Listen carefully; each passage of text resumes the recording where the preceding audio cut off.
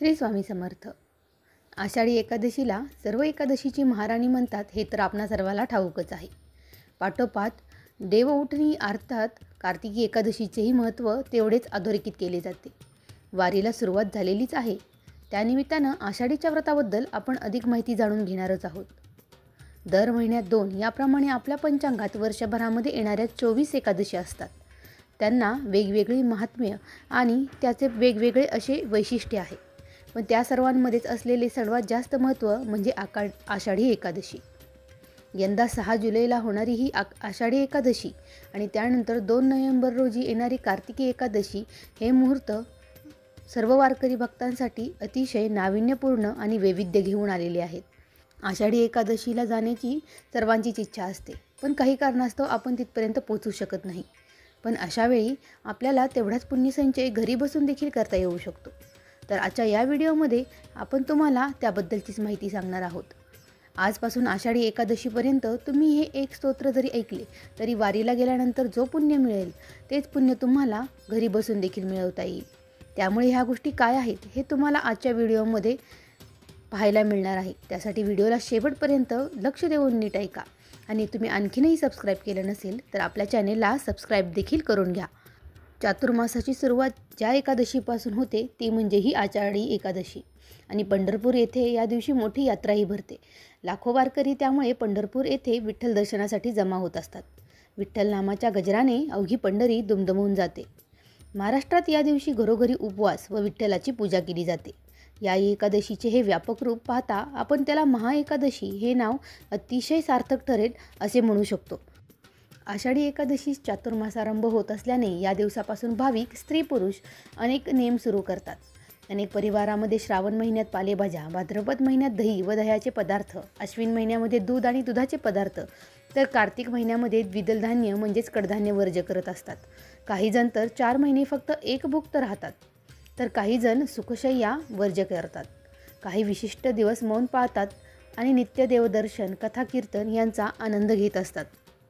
आपापल्या परीनं आपण ह्या सर्व गोष्टी करत असतानाच आषाढी एकादशीच्या दिवसापर्यंत आपल्याला काय करायचं आहे हे आता आपण जाणून घेऊया.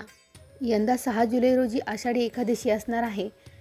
ठिकठिकाणहून वारकरी वारीसाठी पंढरपूरला निघाले आहेत. या सोहळ्यात प्रत्यक्ष सहभागी होता आले नाही म्हणून आता तुम्ही वाईट वाटून घेऊ नका. कारण आता मी जो उपाय तुम्हाला सांगणार आहे आणि जो मंत्र तुम्हाला सांगणार आहे त्यामध्ये प्रचंड ताकद आहे आणि हा मंत्र जरी तुम्ही नुसता ऐकला तरी तुम्हाला अनेक लाभ होणार आहेत. ज्याप्रमाणे एखाद्या व्यक्तीचे नाव घेताच त्याचे व्यक्तिमत्व डोळ्यासमोर उभे राहते, तसेच भगवान महाविष्णूंच्या 1000 नामांमधून त्यांचे वैविध्यपूर्ण कार्य आपल्या डोळ्यासमोर येत असते. चातुर्मासाला सुरुवात होते ती या भगवान विष्णूंच्या निद्रावस्थेपासूनच. विष्णूंच्या नावाबरोबरच त्यांच्या कार्याचीही आपण उजळणी व्हावी या हेतूने महाभारतापासून ते विष्णू सहस्त्रनाम स्तोत्र मोठ्या भक्तिभावाने म्हटले जाते. महाभारताच्या अनुशासन पर्वांतर्गत दानधर्म पर्वामध्ये 149व्या अध्यायामध्ये विष्णू सहस्त्रनाम या स्तोत्राचा आपल्याला उल्लेख आढळतो. शरपंजरी असताना भीष्माचार्यांना युधिष्ठिराने विचारले, सर्व जगामध्ये एकच देव कोणता आहे? कोणत्या देवाची भक्ती तुम्ही केली असता मनुष्याचं कल्याण होऊ शकतं? सर्वात श्रेष्ठ धर्म कोणता? कोणत्या देवतांचा जप केला तर तुम्हाला मनुष्य जन्मापासूनच्या फेऱ्यातून आणि संसार बंधनातून मुक्तता मिळते? या सर्व प्रश्नांवरती भीष्माचार्यांनी खूप छान उत्तर दिले. भगवान पुरुषोत्तमाचे सहस्त्रनाम निरंतर घेतले असता मनुष्य हर तऱ्हेच्या दुःखावर मात करू शकतो.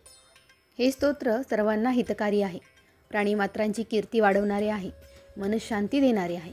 त्याचे नित्य पारायण करण्याने मनुष्य सर्व क्षेत्रामध्ये यशस्वी होतो.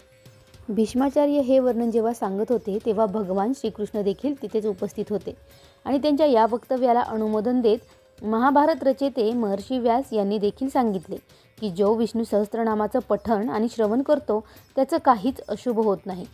त्याला आत्मसुख, लक्ष्मी, ध्येय प्राप्त होऊन त्याचा सर्वत्र विजयच होत असतो.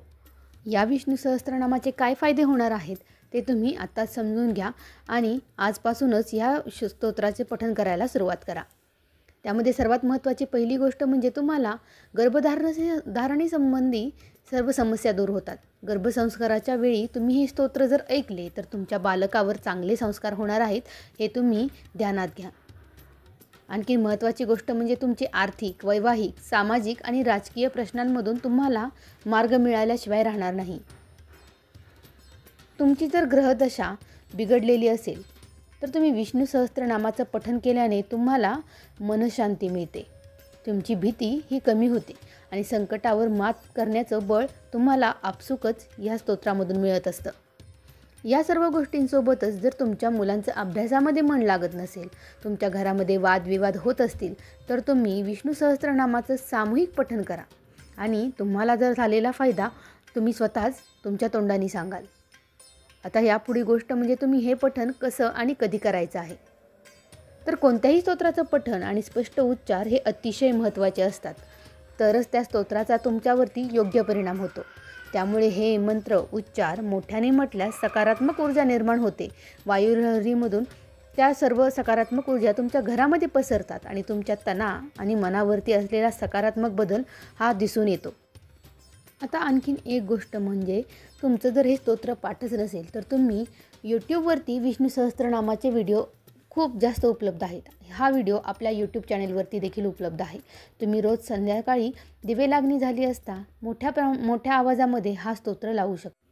त्यामुळे हे स्तोत्र जर तुमच्या नुसतं कानावर पडून उपयोग नाही, तर त्याचे शब्द तुमच्या डोळ्यांसमोर असले तर तुमचे लक्ष विचलित होत नाही. म्हणून स्तोत्र श्रवणाबरोबर तुमच्या हातामध्ये पोथी घेऊन त्याचे नित्यपठण जर करता आले तर अधिकच उत्तम.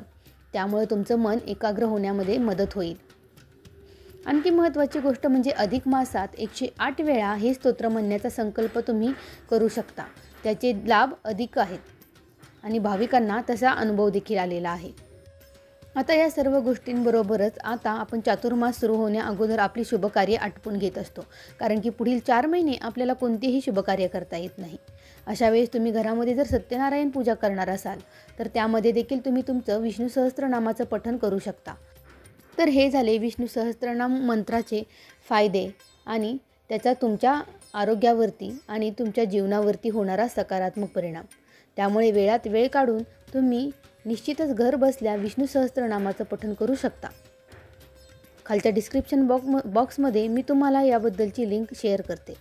व्हिडिओ आवडला असेल तर ज्यांना गरज आहे त्यांना हा व्हिडिओ नक्की शेअर करा आणि अजूनही सबस्क्राईब केलं नसेल तर आपल्या चॅनेलला सबस्क्राईब करायला देखील विसरू नका. श्री स्वामी समर्थ. जय जय स्वामी समर्थ.